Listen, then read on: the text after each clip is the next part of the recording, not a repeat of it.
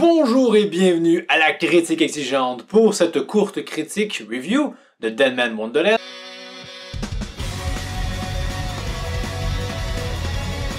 Deadman Wonderland, c'est un manga et un animé. Et pour l'animé, on est un peu dans ce même cas de figure qui arrive parfois un peu trop souvent, c'est-à-dire... Je crois que nous pourrions adapter Deadman Wonderland en animé. Ouais, mais le manga est pas terminé. Bah, c'est pas grave, au pire, hein, on le recommencera à nouveau quand ça terminera. Ou pas. Donc encore ce coup-ci, on a un anime qui se termine un peu en queue de poisson et je pense que ça fait 7 ans que c'est terminé en animé ou peut-être même 5 ans, je ne sais plus trop.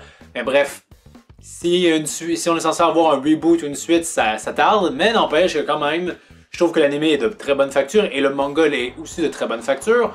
Donc Deadman Wonderland, grosso modo, on suit les aventures de Genta, nom de famille je ne sais plus, qui se voit être faussement accusé du meurtre... un peu irréaliste, on va s'entendre, de tous ses collègues de classe et soit envoyé dans cette prison spéciale. Une prison où c'est quasiment plus du Hunger Games. Donc si vous aimez les trucs assez violents, vous allez être servi. Le monde meurt allègrement dans cette série-là de façon assez douloureuse. Donc si vous êtes pour des trucs un peu plus violents, je pense que c'est bon pour vous. Mais éventuellement, Genta va découvrir, parce qu'il faut bien des pouvoirs, quelque chose d'intéressant, qu'il est capable d'utiliser son sang et en faire une arme. Il devient ici un Deadman si on veut, et on va découvrir que d'autres Deadmen ont des façons de manipuler leur sang. D'une certaine façon, c'est un peu comme si on était dans le monde d'Avatar, mais que tout le monde était des maîtres du sang, donc ils sont capables de manier le sang d'une façon X ou Y. Donc c'est vraiment un anime et un manga assez sympa et que je vous recommande parce que c'est pas excessivement trop long.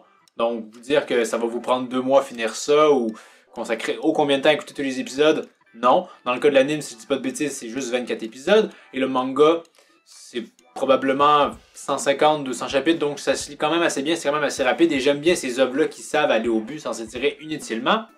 Également, si je devais souligner certaines qualités au niveau de l'anime, je pense que globalement, c'était quand même bien animé. Les doubleurs font un très bon travail. Genta est doublé par la même, je pense bien que c'est une doubleuse, que celle qui fait Edward dans Full Metal Alchemist. Donc, c'est une doubleuse que j'aime assez bien et elle fait bien le café ici.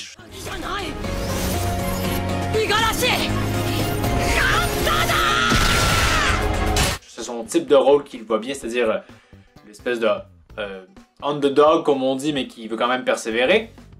Également aussi, je devrais aussi souligner tout support confondu, mais particulièrement le manga, parce que c'est là que ça transparaît plus. Le personnage de Senji, c'est un peu l'équivalent, si on veut, du Vegeta Piccolo. Il n'est pas forcément un rival à Genta, mais c'est juste intéressant de voir à quel point c'est un personnage secondaire, mais qui demeure pertinent tout au long. Il est toujours mis en valeur, il n'est pas relégué aux oubliettes. Vraiment, c'est un personnage qui est très apprécié. Également, je pense que le personnage de Totogomi, c'était également assez intéressant, et peut-être que j'ai massacré son nom. C'était quand même il y avait un bon revirement de situation par rapport à ça. On a quand même une intrigue qui n'est pas la plus riche du monde, mais si vous voulez des revirements de situation, c'est quand même... Il y en a bien, c'est vraiment...